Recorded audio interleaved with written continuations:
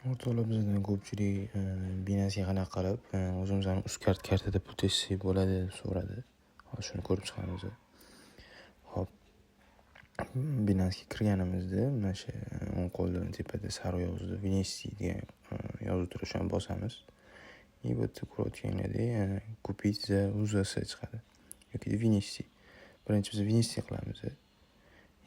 Bu yerda o'zingizlarning bank kartalarini ulashinglar kerak. Boshida jumatdagacha bez komissiya sotuvsanglar bo'ladi. Hop, unga kiramiz.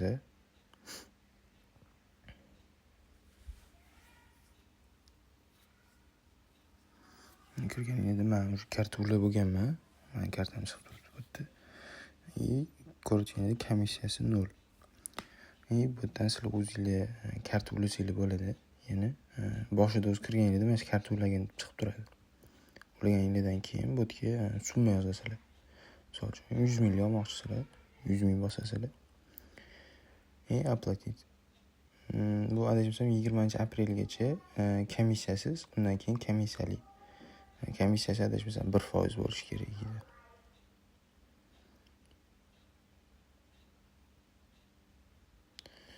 Mana kod keladi hozir telefonga. Keldi. Отправить. Обработка qiladi bitta pul tushdi. Shu. Ko'rayotganingizdek mana 100 ming pul bizning shotimizga tushdi. Пополнение kirsanglar ko'rinadi bu narsa. Hop, men bundan 50 mingga ham olgan edim. Mana hozir o'sha 150 ming pul bo'ldi menda. O'zbek so'mida. Hop, endi buni обмен qilishimiz kerak. Buning uchun yana glavniga o'tamiz. Yana Vinisini bosamiz.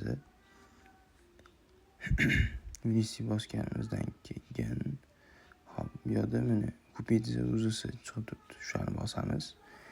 Bu yerga summasini yozamiz. Eng kami o'zi 200 minglik ekan. Men yana hozir 50 minglik sotib oldim.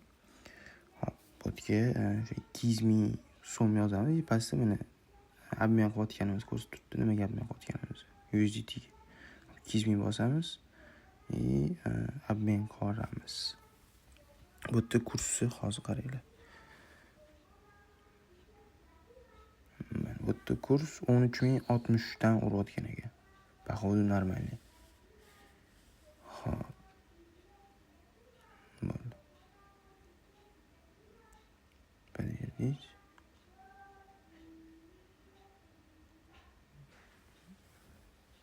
Bo'ldi, mana ko'ra pul bizga USDT bo'lib o'tdi.